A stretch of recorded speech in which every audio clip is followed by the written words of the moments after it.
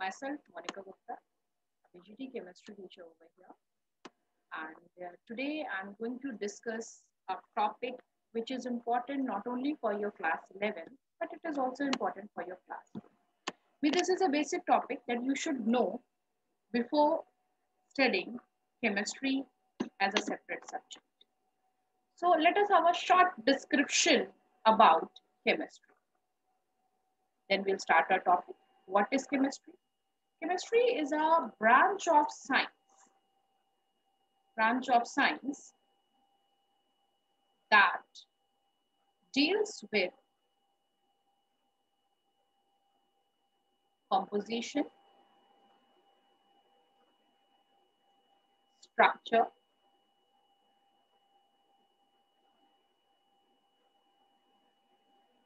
and properties of matter. What is matter? Already we know. Anything that occupies space and has mass, that is known as matter. So here, this chemistry is very important in our life because if we want to prepare any substance, we need to know the composition, structure, properties. Then only we can. The very common example that we can discuss the use of chemistry in everyday life is sanitizer. Nowadays, we are observing that people are preparing at home. How they are able to do that? Because they know the composition, the percentage of the each component added in that. They know their structure. Even they know their properties, that how to handle when they will react, what changes will be occurring, what will be the nature of the substance that will be formed by mixing the various substance in a definite composition.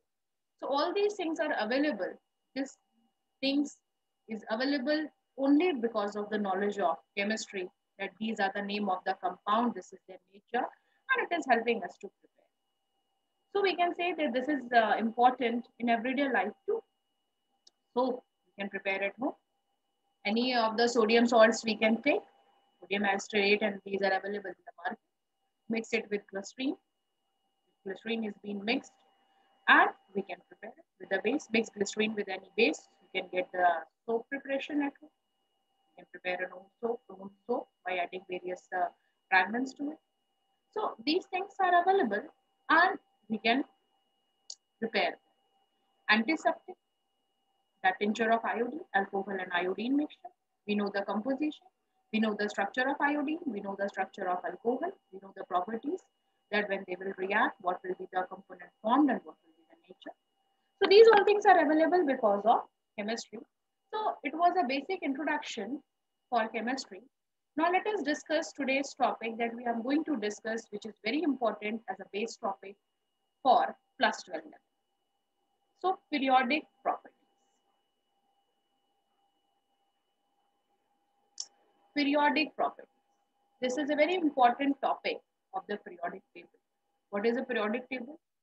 A sequential arrangement of the elements according to their properties in a tabular. That is also known as long form of periodic table given by Moseley depending on the atomic number. So periodic properties are those properties which along the periodic table change due to increase in atomic number. It completely depends upon atomic number. Atomic number means the number of electrons or protons. So when we move left to right in a periodic table, then these properties are going to change. Or when we move down the vertical column, which is known as group, then also it will change. These left to right columns, these are horizontal column, they are known as period. Then also all the periodic property, the properties of the elements are going to change. Down the group also the properties of the elements are going to change in a different pattern. And these properties which show a change due to increase in atomic number horizontally or vertically in the periodic table are known as periodic. The very first periodic property that I'm going to discuss today is atomic size. Now, what is atomic size? It is related to atomic radius. Now, what is atomic radius? So, before studying its periodic changes, Periodic means repetition. After definite interval, we are going to see the same. Means when we move from left to right, there will be a change in the atomic radius, but the same pattern will be seen after this definite interval, repeated over. That is why this atomic radius is known as periodic problem. But what is atomic radius? Atomic radius is the distance from the center of the atom to the outermost shell. Again, I'm repeating. It is the distance from the center of the atom, that is nucleus,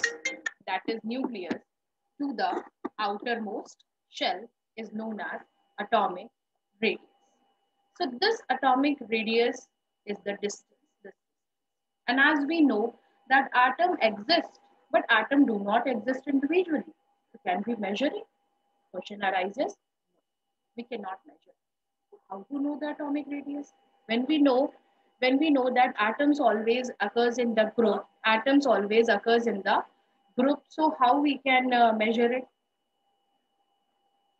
Cannot measure the individual. So what to do? To sort out the problem, the introduction of interatomic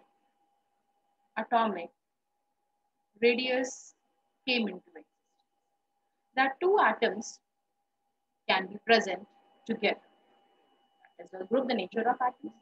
The interatomic radius will be calculated, and half of the interatomic radius is equal to atomic radius. So it depends upon the interatomic radii that what will be the atomic radii of the atoms present together. So let us proceed our topic. The very first is covalent radii. So to find out covalent radii, we have to take intercovalent radius. So these two atoms, which are sharing their outermost shell electrons and forming a covalent bond. So this is the nucleus, and this is the distance from the nucleus on one atom to the other atom, including this common region, covalent region. So this is interatomic radius. And half of the interatomic covalent radius is equal to atomic radii. But this can be calculated only for those group of atoms which are having covalent. Suppose there is no covalent bond, then the atoms are simply present adjacent towards each other without sharing or transfer of electrons. So such an interactive force are known as van der Waal force of attraction, and this interatomic region or internuclear region is known as van der Waal radius. So half of this van der Waal radius is known as atomic radius that can be measured. Now third, next one. Next is metallic radius. What is metallic radius? Metallic radius can be measured only for metals. Metals occurs in kernel. What is a kernel?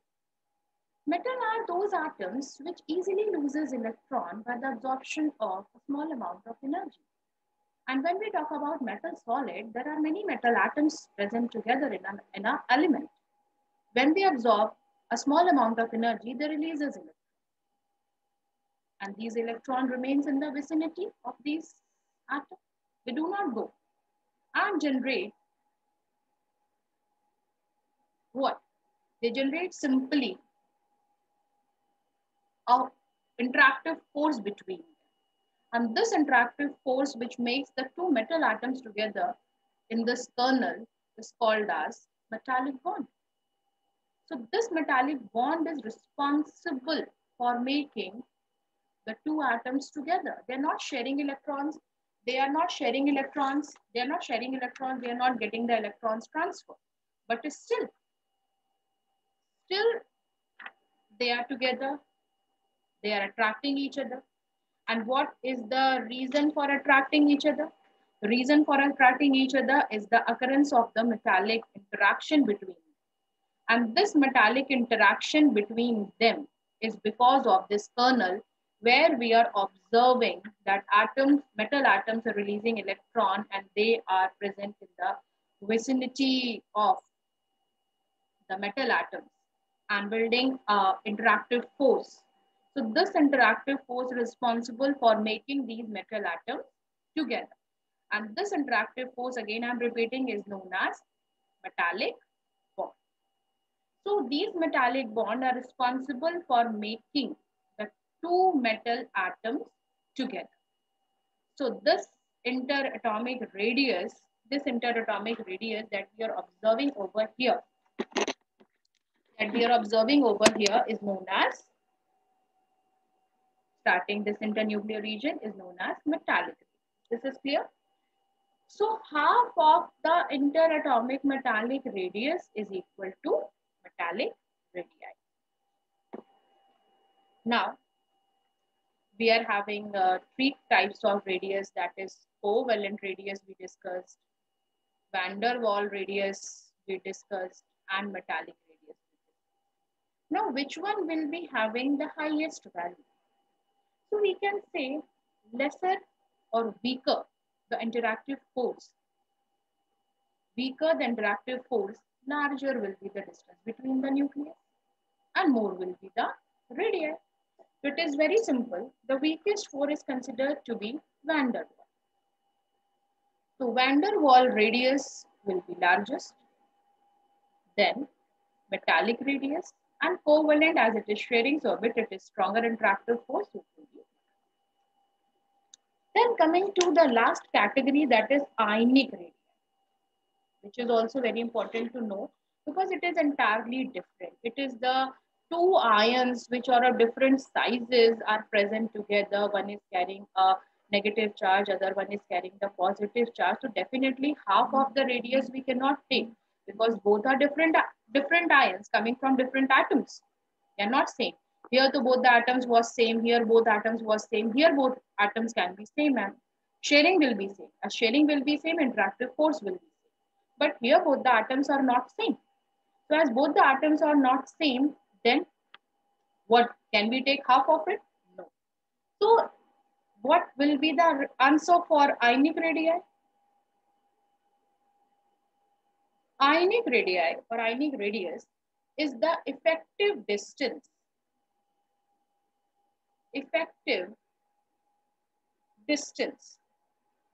from the center of the nucleus of the ion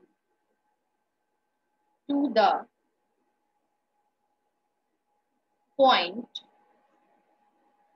point up to which it exerts its influence on its electron cloud. What does it mean? So if it is an anion, if it is an cation, they're not sharing electrons, they're not transferring electron to each other, they already had done this. So this distance from the center to the last shell which is in contact of other ion up to here is the ionic radius of anion, and this is the ionic radius of cation. And both are different from each other. One important point we should know about it, that anion radius is larger than its atom. Why? Because an extra electron is present, and to minimize the repulsion because of this extra electron, slightly the size of the atom gets enhanced. Cationic radius is slightly smaller than its parent atom. Why? Because by releasing one electron, the nuclear charge increases, slightly the distance from the outermost shell and nucleus gets decreased. So we can say that Radius of Na plus is lesser than sodium, and radius of the Cl minus will be larger than C. So these was the different category of atomic radius. We can see over here the entire content once again. So from here we started, then we discussed the atomic size, which is decided by atomic radius, and different types of atomic radius we discussed here. Now coming to its variation. First variation is down the group.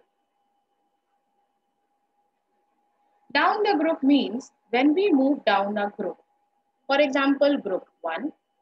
Group 1 starts from hydrogen, but hydrogen is not considered to be the part of group 1. So here we start from lithium, sodium, potassium, cesium, rubidium, cesium, and francium. So when we move down the group, number of shells increases. You can see over here. And as number of shell increases, the shielding effect increases, and the inner electron shields the outer electron more. The distance from the nucleus to the outermost shell also increases. So down the group, atomic size increases due to increase in number of shells or shielding. But let us take the example of period 2, horizontal. Lithium, beryllium, boron, carbon, nitrogen, oxygen, fluorine, and this is 2, 2, 2, 2, 3. Then this is 2, 4, 2, 5, 2, 6, 2, 7, and 2. We are observing the number of shell is same, that is 2. That is why it is second period. And the one electron is being added as we moving from left to right. One electron is added in the same shell. So as electron are increasing in the same outermost shell, it is increasing the nuclear charge over the valence shell. And as the nuclear charge is increasing over the valence shell, nucleus is attracting the outermost shell towards itself. As a result, due to the addition of electron in the same shell, the size of the atom from left to right decreases due to increase in nuclear charge. Due to addition of the electron in the same shell, nuclear charge increases. Attraction of the nucleus towards the outermost shell increases, and hence we can say that along the period left to right, in any period, nuclear charge increases and atomic radius decreases, or any kind of atomic radius will. So this periodic properties we have discussed, that is atomic radius. More about the other periodic properties like electron gain enthalpy, positivity, and other things we'll discuss in our